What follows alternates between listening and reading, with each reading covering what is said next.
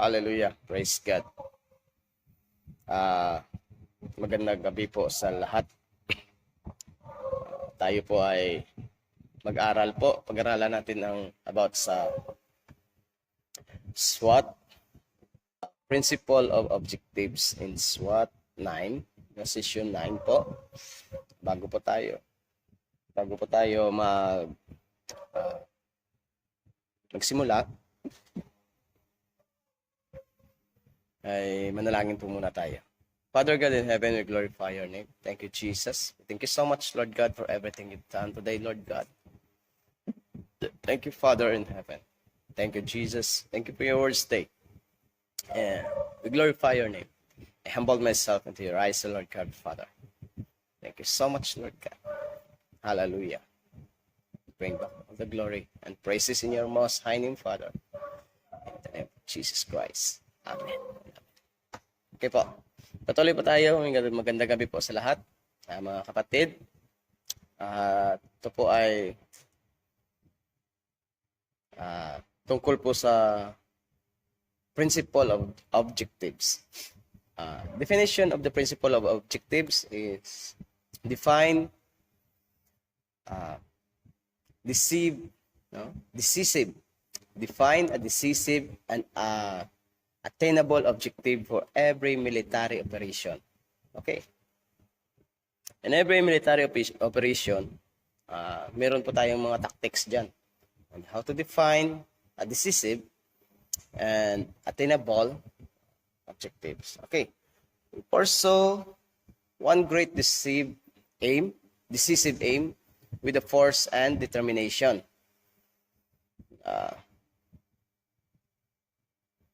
One great decisive aim with force and determination. The principle of objectives means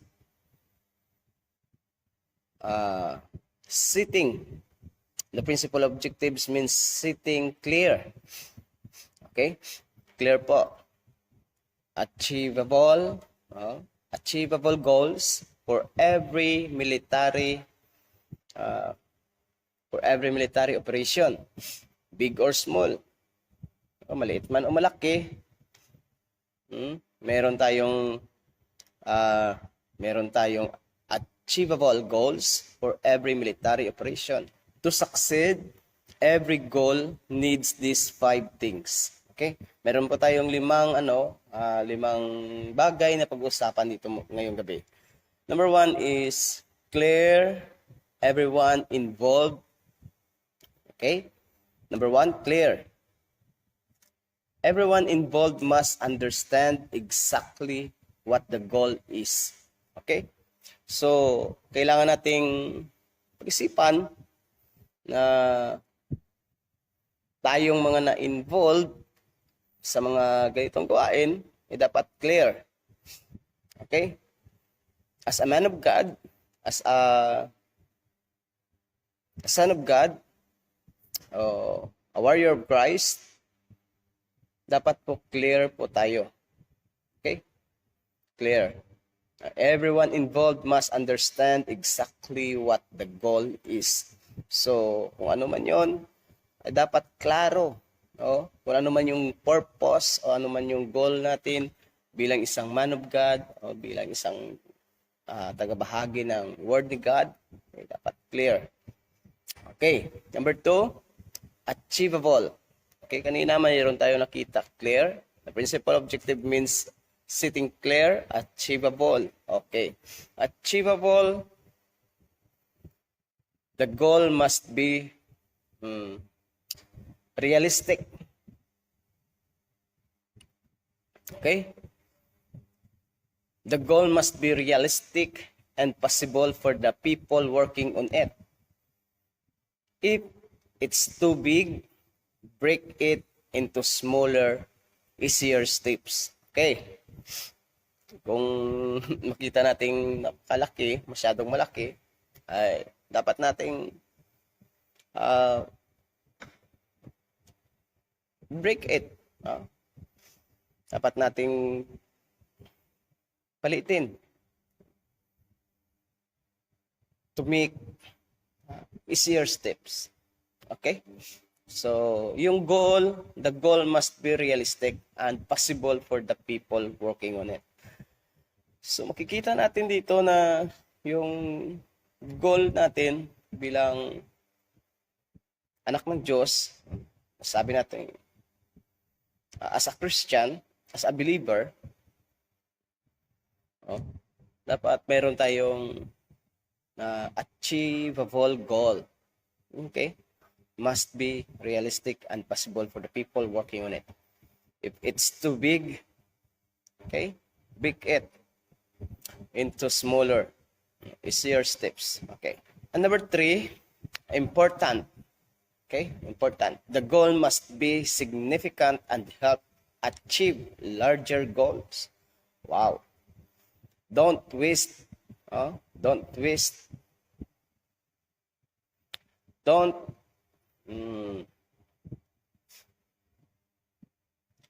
okay, don't waste resources and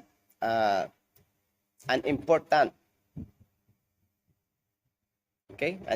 things. The goal should motivate everyone. Kaya yung goal natin, being a Christian, for being a man of Christ, for being a man of God, you have a man of Christ. So yung napaka-importante yung goal. No? Napaka-importante yung goal. The goal must be significant and help achieve larger goal. Okay, yung mga largest goal, yung mga largest goal natin, bilang nagmi-minister, napakalaking bagay po to, napaka-importante po to sa atin. Kaya don't waste resources on unimportant things. Okay? The goal should motivate everyone. So, we need to motivate.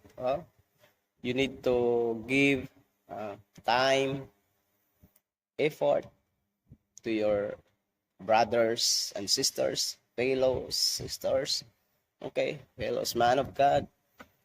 You need to do it. Okay? And this goal, yung goal natin is to glorify God. Kasi ito yung pinaka-importante.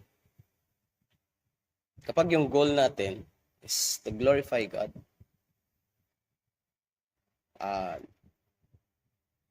siguro, masabi natin na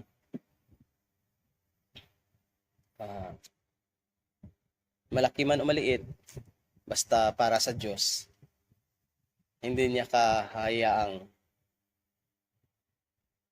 ganyan lang. At marunong kang mag-motivate ng kapwa mo, yun ang goal nyo. Yun ang pinaka-importante. Okay? At number 4, specific. The goal must be measurable. So you know when it's been reached. Someone else should be able to tell if it's been done. Someone else should be able to tell if it's been done. Okay? The goal must be measurable. So you know when it's been reached. Someone else should be able to tell if it's been done. And number 5, time limited. Dito tayo. Yung specific, dapat specific mo yung goal at saka yung talagang talagang alam mo yung alam mo yung kahihinatnan ng yung goal, ng goal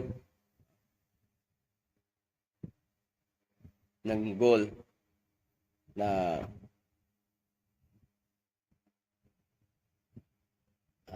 tawag nito, pinapatupad mo o gusto mong gawin. Amen? Number 5, time limited. The goal should have a deadline and a plan for how to reach it by that time. Okay? Time limited, sana tayo ganito eh. Ang goal, mayroong time limit. Okay? the goal should have a deadline. Kasi pag mayroong deadline, alam natin na kahit nga yung exam sa o kahit na yung mga project sa school, mayroong deadline yan eh. O kahit nga sa pa noon, mayroong deadline. Even in BIR, even in SIG registration, mayroong deadline. Kaya kung ano man yung goal natin, bigyan natin ng focus, pursue to comply. You need to pursue to comply everything, something para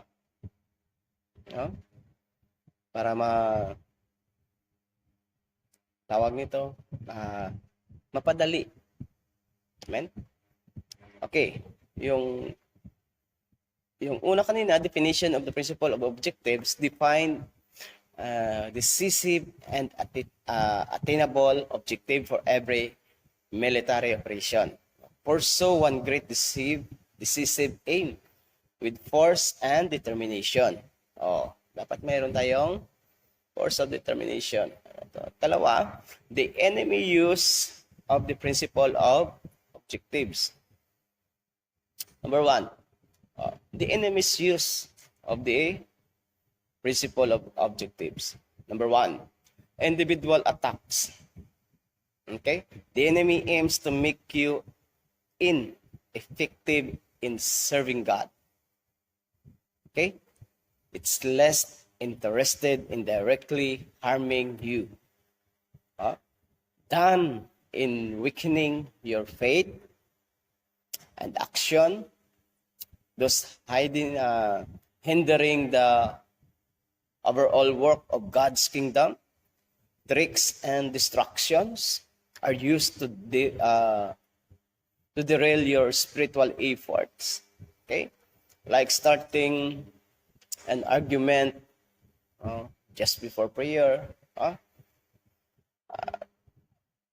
Sometimes ganito kung mayroon kang goal, mayroon kang pinofokusan, mayroon kang pinipray, yung kalaban mo, akala mo minsan nadidistract ka. Akala mo minsan yung reality na palagi kayong nagtatalo, hindi ka makapag-concentrate, hindi ka makapag-concentrate to share the word of God, hindi ka maka-concentrate, hindi mo mafokusan yung goal na gusto mong gawin, kasi kahit sa loob ng iyong bahay, nadidistract ka. There's a lot of circumstances na ginagamit ng diablo, ginagamit ng yawa o ng devil na para hindi ka makafocus o hindi ka makafocus sa iyong goal. Kahit pa sa prayer. The enemy aims to make you ineffective in serving God. Why? Because Satan want to destroy you. Because Satan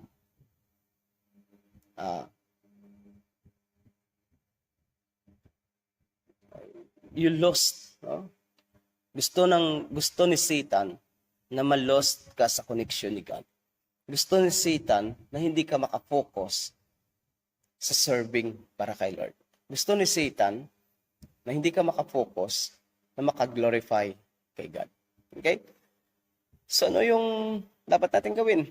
As a military tactics, dapat may ganito tayo Military combat, focus.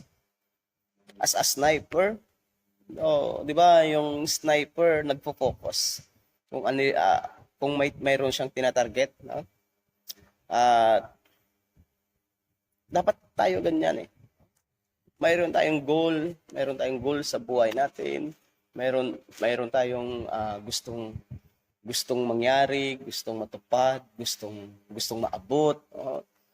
Anong ginagawa natin?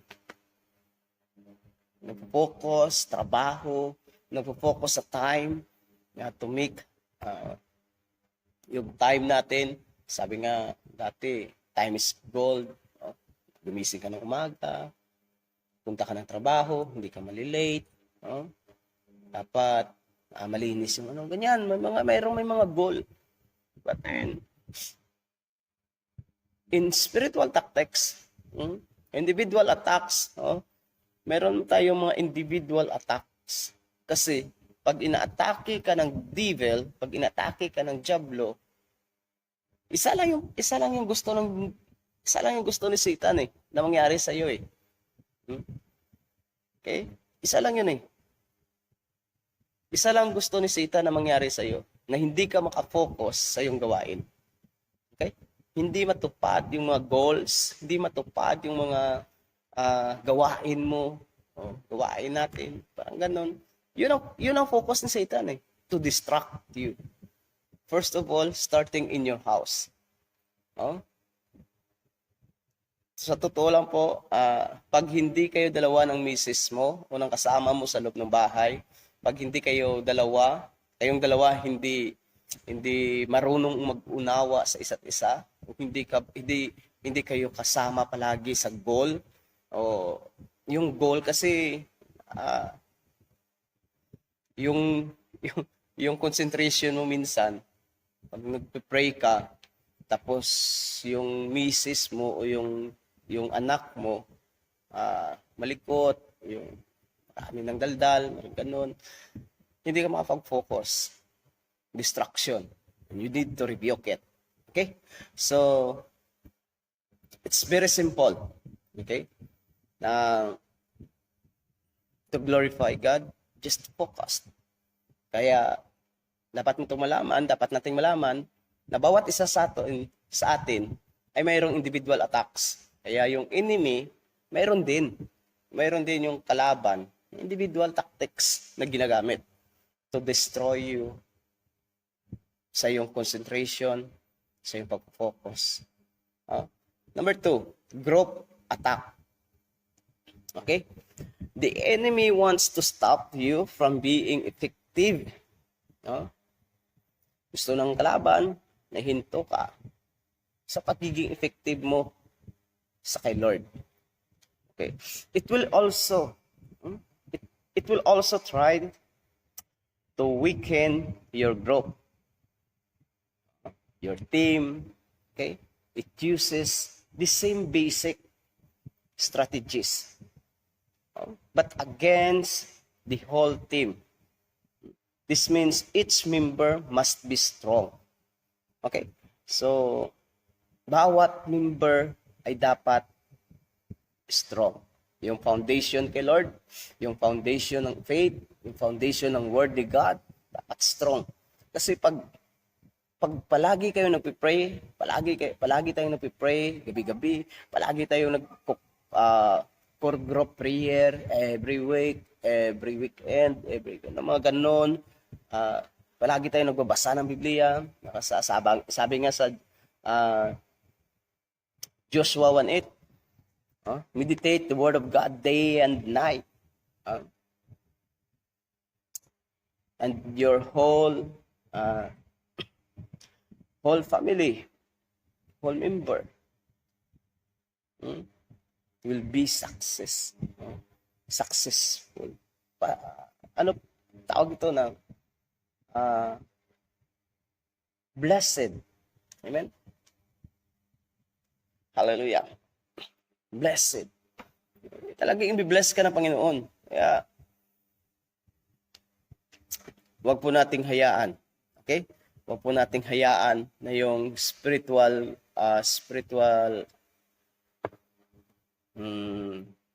level natin ay magwiwik. Okay? So, group attacks, mayroon tayong pinag-usapan dito. Yung group. Talking about inside the church. Kasi sa loob ng church ay palaging inaatake ng diablo, ni Satan. Kasi alam ni Satan na pag mayroon isang weak sa grupo, araw-araw niyang atakihin yan. Araw-araw niyang babatuhin kapag malapit ng mahinog. Yun ang Yun ang plano ni Satan eh. Distract you, to lost your hope, to lost your faith. Bigyan kanya ng doubts, worries, anxieties, mga ganun. Magkakaroon ka na ng emotion, conflict, sa ministry. Kaya pag mayroon lang isa sa grupo na nanghihina, ikaw na malakas na, huwag mong hayaan na yung kapatid mo ay lalong nanghihina, lalong bumababa. Amen? Para yung group hindi masabi na pipitsugin lang. Kasi pag yung grupo ay si Jesus yung center, Jesus Christ is the center, okay? The Holy Spirit leads us how to do the will of God. Alam ng grupo kung paano, at dapat yung bawat isa sa grupo, renewed yung mind, renewed yung heart, tsaka yung walang worries, walang doubts, walang negative thoughts, ganun. Kasi pag isa sa grupo mayroong negatibo ang pag-iisip, hallelujah, manghihina, babagsak. Dandahan, babagsak yan. Pero pag-usapan natin mamaya yung emotional about manipulation. Okay. Number 3, emotional manipulation. A key tactics is using emotions to distract and confuse, dwelling on past hurts and imagine offenses. Weakens your focus. Weakens your focus and effectiveness. Spiritual maturity is shown by quickly moving past such things. Okay. Yung emotional manipulation, kasi yung diablo, tandaan po natin yung diablo, tinitira tayo emotionally. Okay? Tandaan natin. Kasi pag akala mo kung minsan naawa ka sa kanya. Naawa ka sa kanya kasi because of the poverty, dahil sa kahirapan. Pero hindi mo sinishare sa kanya yung sekreto. Hindi mo sinishare sa kanya ano ba yung sekreto? Ano ba yung totoong secret na maiwasan mong mga ganyang bagay, kahirapan. Kasi yung pag-iisip mo limited eh. Yung pag-iisip ng tao, okay? Yung pag-iisip ng tao talagang limitado. Ang liit lang, limited. Pero yung pag-iisip ng Panginoon hindi limited eh. Malaki. Okay? Malaki pa sa mundo. Sabihin mo, ba't mahirap ako? Anak ako ng Panginoon, mahirap ako. Ganyan. Anak ako ng Panginoon, wala naman akong pera, wala naman akong ganito, ganyan, walang ganyan.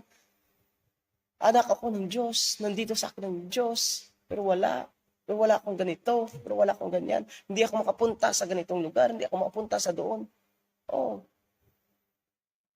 Yung emotion natin sometimes, hindi lang sometimes, palagi. Kapag hindi tayo totally renewed, yung pag-iisip natin at saka yung puso natin. Kaya dapat mo tandaan, kapatid, na yung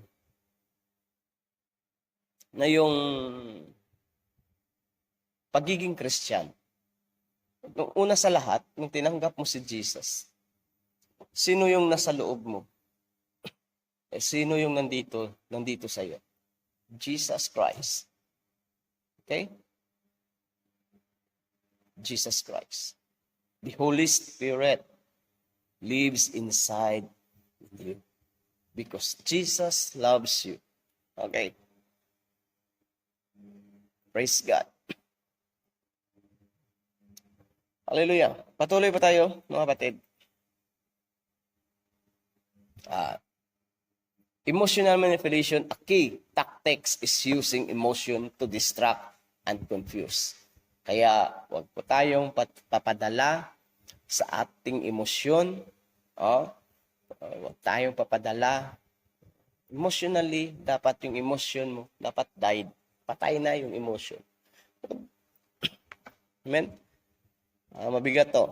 Pero ito yung susi para manatili kang malakas at matibay at matapang. Okay? Praise God. Hallelujah.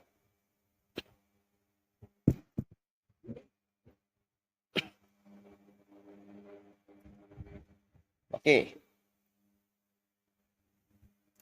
The Christians used to the principle of objectives.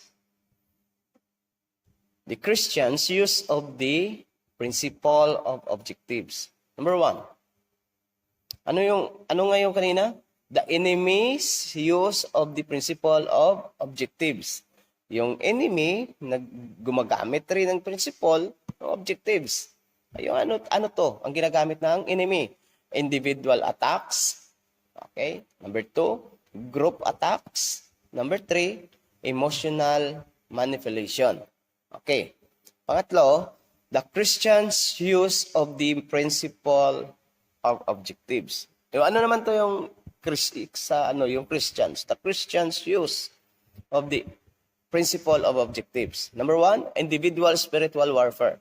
Okay. A Christian should use all the resources. Okay?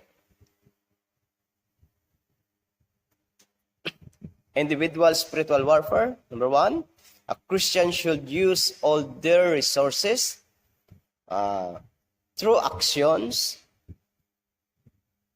finances, and especially prayer. Okay? Ano yung thoughts, action, finances, especially prayer. Okay? To achieve spiritual goals. Many struggle to pray consistently. Consistently. Okay. Because the lack of focus. Amen. Many struggle to pray consistently. Consistently. Because the lack of focus. True spiritual passion comes from focus on what matters most to God. Okay? True spiritual passion comes from focusing on what matters most to God. A lack of this passion is a sign of needing spiritual renewal. Lack of passion, kailangan mong spiritual renewed. Amen? Kaya dapat tayo renewed. Spiritually renewed. In 2 Corinthians 5:17, you must be new creation in Christ. Amen? Dapat renewed. Thoughts, spiritually, dapat kung ano kasi yung Holy Spirit na naninirahan sa atin, Jesus lives in you, the Holy Spirit lives in you. Palagi nating sinasabi yan, palagi nating naririnig yan, pero hindi naman makikita sa gawa. Hindi naman nakikita sa buhay natin. Bilang Christian.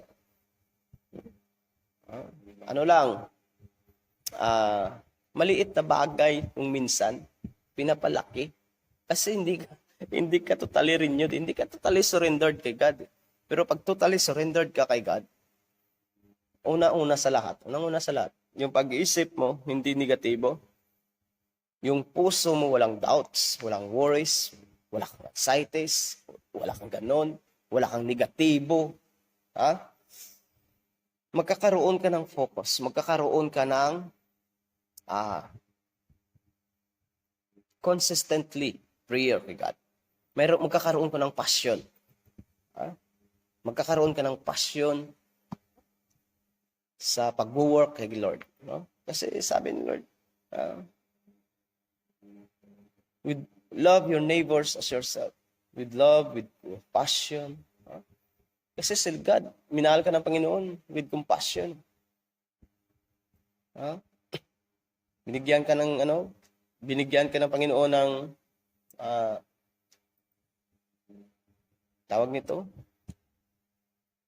buhay na walang hanggan. Kasi sabi niya sa John 3:16, for God so loved the world that He gave His only begotten Son. And for those who believe in Him should not perish but have an everlasting life. God will give you everlasting life. Jeremiah 29:11, God will give you hope in the future. No, hindi harm, kundi hope in the future. Alam mo, maraming promise si Lord para sa ating lahat. Okay. Pangatlo,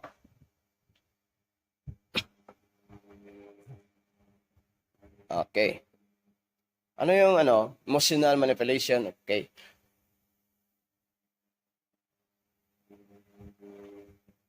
The Christian use of the principle of objectives. Number 1, individual spiritual warfare. Number 2, group spiritual warfare. Okay.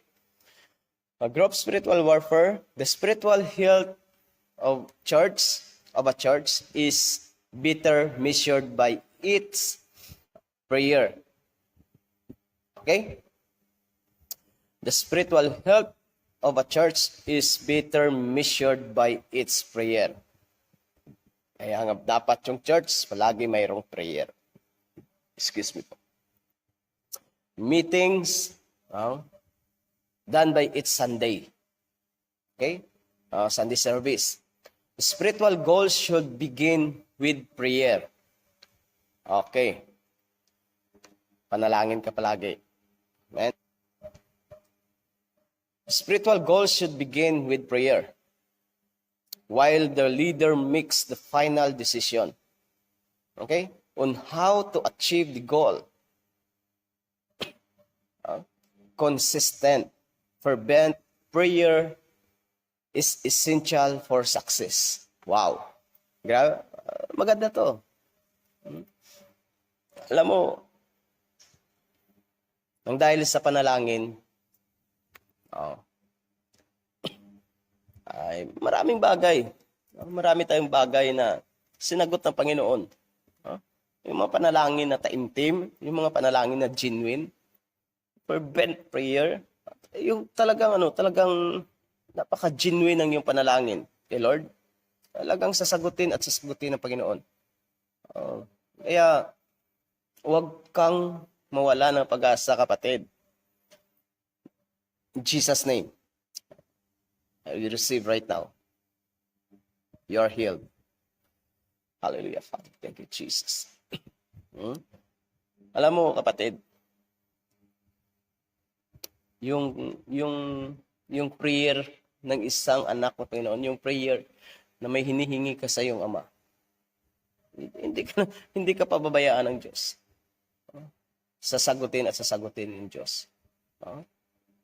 God will set you free from the bondages, any kinds of bondages that you have. Anuman ang mayroon kang tawag dito, mga chain, mga ganyan. In the name of Jesus, I rebuke right now. Jesus will set you free. Amen? Okay. This can be challenged in large group.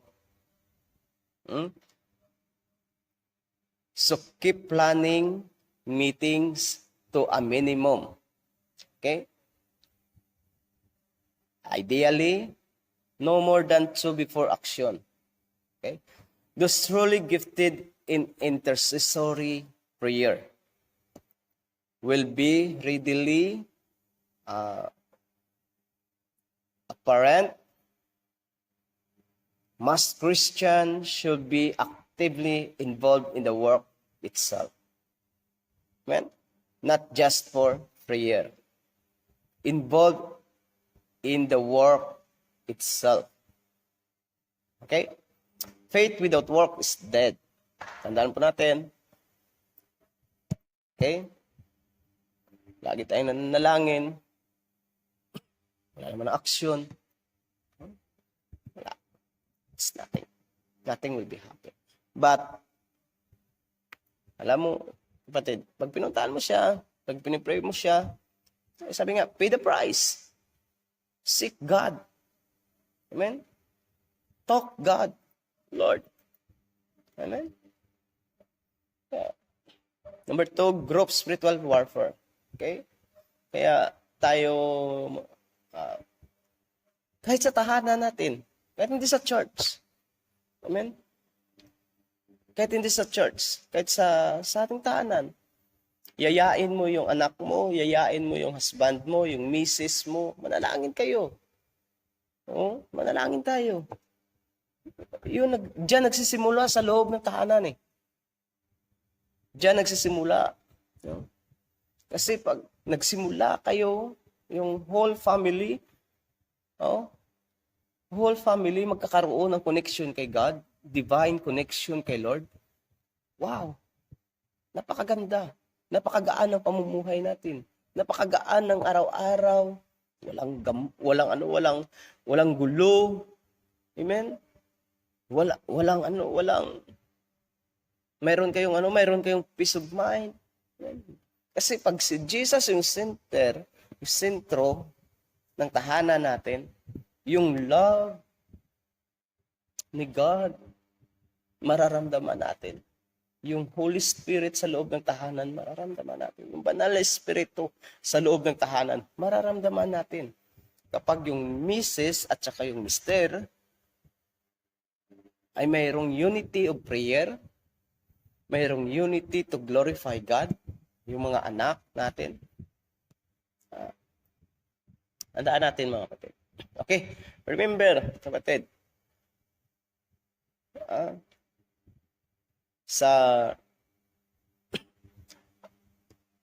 ito lang po yung maiwan ko po sa inyo po mga kapatid. Ang pangunahing layunin at pagsisikap ng isang Kristiyano ay ang pagpaparami ng kaluwalhatian ng Diyos. Okay? Mabuhay man o mamatay. Dapat tanggapin at isagawa ng isang Kristiyano ang anumang pagbabago na kailangan dahil sa mga bagong kaalaman mula sa Biblia. Okay? Ang patuloy na pagbabago o ang patuloy na paglago ay dapat na sumasalamin sa buhay ng isang Kristiyano. Amen? Makikita sa atin. Makikita sa inyo. Sabihin ng kapitbahay, you are a Christian? Yes, I am a Christian. You are a believers? Believers in Christ? Yes, I am a believer in Christ. Pero sometimes, hindi naman nakikita sa atin. Hindi makikita sa atin. Kasi yung buhay natin is miserable. No? Hindi makikita si Jesus. Minsan lugmok tayo. Lugmok tayo sa problema. Hindi na si Kristo yung sentro. Yung problema na yung sentro. Okay. Dapat nating tandaan. Okay? Dapat natin tandaan. Ano man ang mangyari dito sa mundong ito? Mamatay ka man, mamatay man tayo. Baon-baon natin palagi yung pagmamahal ng Panginoon sa atin. Baon-baon natin. Hindi ka mawala ng pag-asa. Amen? Hindi ka mawala ng pag-asa. Abang may buhay, mayroong pag-asa. Kaya hanggat maaga pa ay tanggapin mo. Just accept God, accept Jesus as a personal Savior, as your personal Savior. Amen? Hallelujah. Sabi sa ang pagpatuloy, paglago ay dapat na sumasalamin sa buhay ng isang Kristiyano. Okay. In Proverbs 16:3, Proverbs chapter 16 verse 3. Okay? Commit to the Lord whatever you do, and He will establish your plans. Okay? Planning and commitment to God's will. Okay? Proverbs 16, commit to the Lord whatever you do, and He will establish your plan. Jeremiah 29:11, the plan of God, you will become a prosperous son and daughters of Christ, and He will give you hope in the future. That's the plan of God. That's the will of God. Amen? Yung mga purpose ng Panginoon, mayroong mga purpose yung Panginoon sa buhay natin, mga kapatid. Kaya, tandaan natin, anak ka ng Diyos. Amen? Anak ka ng Diyos.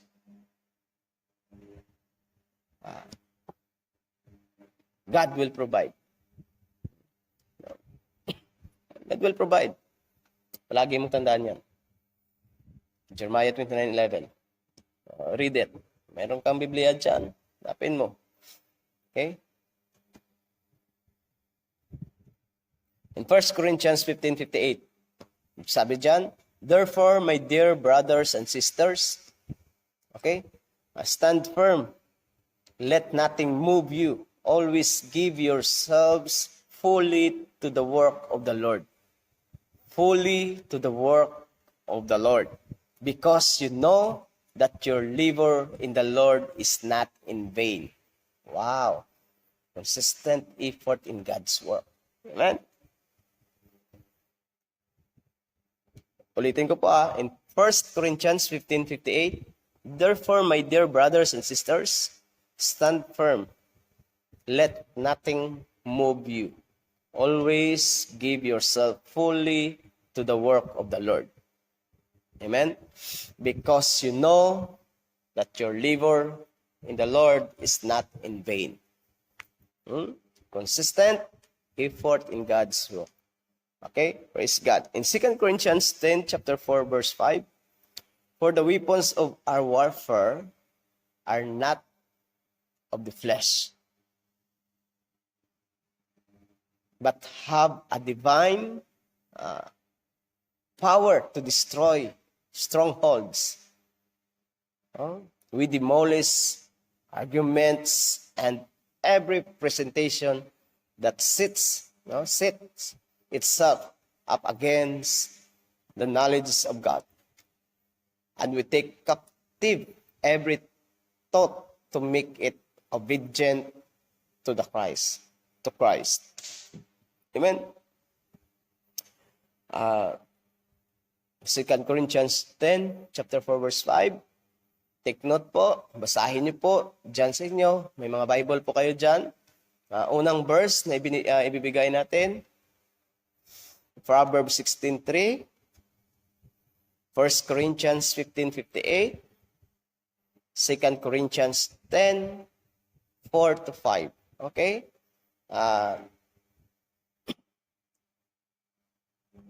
Alam niyo po, kapatid, pag palagi tayong manalangin sa Panginoon, yung sinusurrender mo palagi sa Panginoon, yung mga bandages mo, mga strongholds niyo, mga strongholds. Amen. Walang malaki o maliit na strongholds na hindi kayang gibain. Because sabi ng Panginoon, Luke 10:19, amen? Behold, I give you power and authority. Amen? Mga kapatid, napaka swerte napakaswerte natin kasi mahal tayo ng Diyos. Napakaswerte mo. Binigyan niya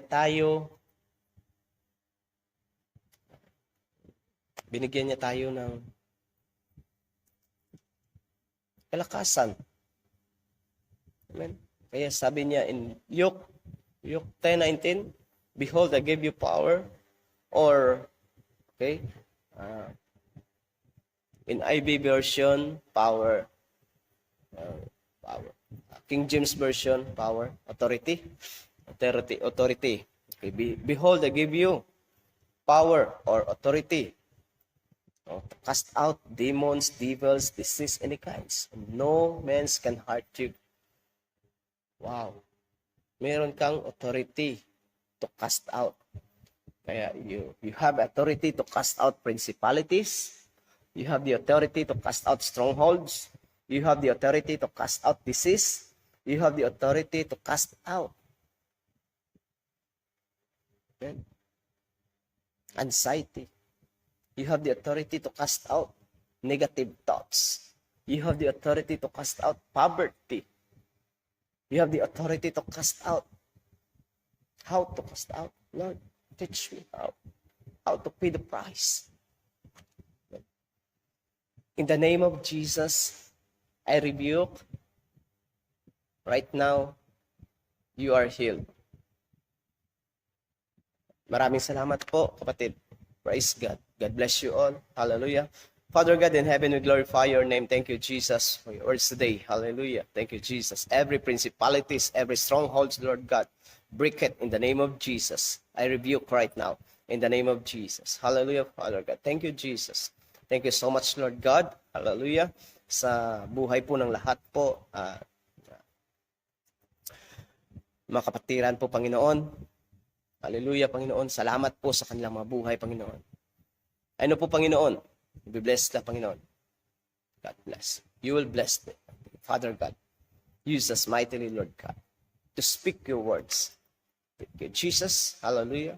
We glorify your name, Father God. Yes, Lord God, your will be done, Lord God. It is done. It is finished. The cross, Lord God, Jesus. Hallelujah. Thank you so much, Lord God. Salamat po yung pagmamahal sa bawat isa, Panginoon. Nakita ng salita,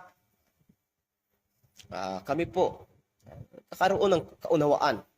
Ano yung aming panindigan, aming pinatatayuan ng bawat isa, Panginoon. Because each one of us, Lord God, is yours. Anak niyo po kami. Bawat isa po, Panginoon, ay naglilingkod sa iyo, Panginoon. Kaya maraming salamat, Panginoon. Bless us mightily, Father God, and every houses, Lord. Couples, thank you so much, Lord God. Bless mo sila, Panginoon.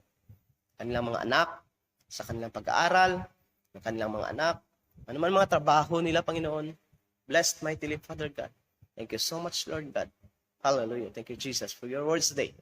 I'll bring back all the glory and praises in your most high name, Father God. In the name of the Father, the Son, and the Holy Spirit. In Jesus Christ's name. Amen and amen. God bless you all. Bye.